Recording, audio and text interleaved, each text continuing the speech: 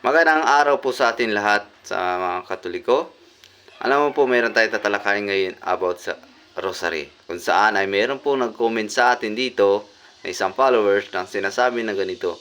Alam mo ba sa Biblia wala kahit isang lingkod ng Diyos ang gumamit ng rosaryo sa panalangin, as in wala. Mga kapatid sa ating pananampalataya, sa panahon po nyon ng mga apostol nila San Pedro ay wala pa pong rosary. Kailan nagkaroon ng rosary? Noong sa panahon ni Saint Dominic na ibinigay ng ating mahal na inang Birheng Maria sa kanya, nakasama si Jesus upang maging matatag ang ating pananampalataya. Pero hindi ibig sabihin na ang laman ng buong rosary ay wala sa Biblia. Kaya ngayon ay isa-isahin natin kung wala ba talaga ang rosary sa Biblia. So, isa-isahin natin. Ang Apaginoong Maria ay sa Luke 1:28, Luke 1:41, Luke 1:42, Luke 1:43, at James 5:16.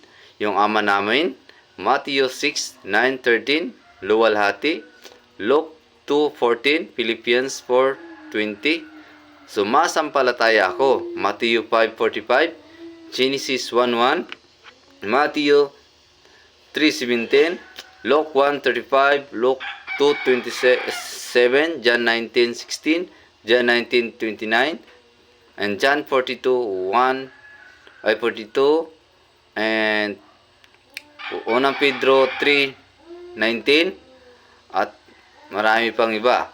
Sa Hail Holy Queen naman ay sa Revelation 12:1, Revelation 12:5, Luke 1:54 hanggang 55, Genesis 3:24, Fatima Prayers, Hebrew 8:12, Daniel 3:17, and Unang Corinthians 3:10 hanggang 15.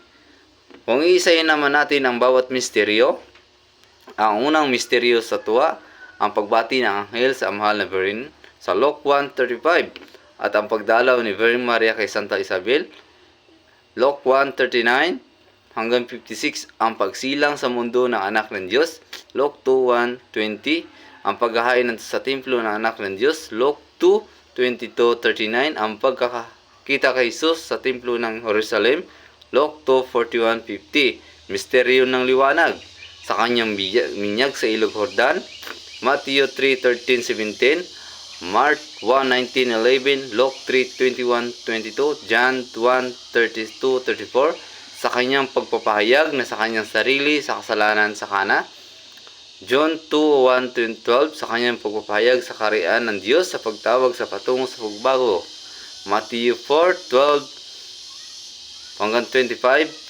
John 46, Mark 1:14 hanggang 13 and 37, Luke 4:14-21, John 3:13-12 hanggang 50, sa kanyang pagbabagong anyo, Matthew 17:1-8.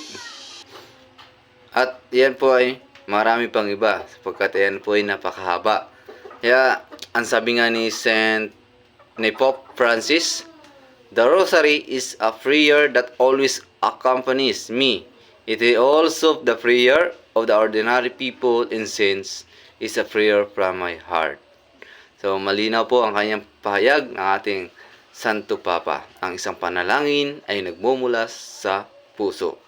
Kaya mga kapatid, hindi ibig sabihin na hindi gumamit sa panahon ang mga apostol ay hindi na sila Katoliko.